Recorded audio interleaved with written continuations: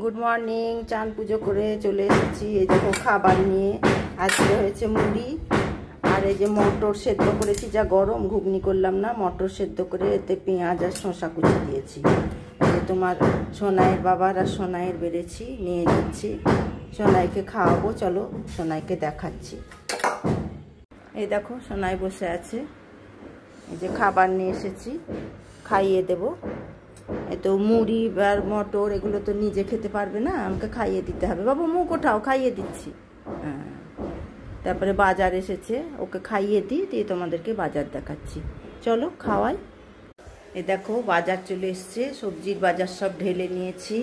দেখো এখানটায় আছে আলু পেঁয়াজ, তারপরে আছে কলমি শাক, ভেন্ডি, আদা, ঝিঙা, কাঁচা কলা, বাঁধাকপি, মিষ্টি কুমড়ো, পটল, করলা, আর আছে এই দেখো মাছের ডিম আর রুই মাছ, কাটা মাছ।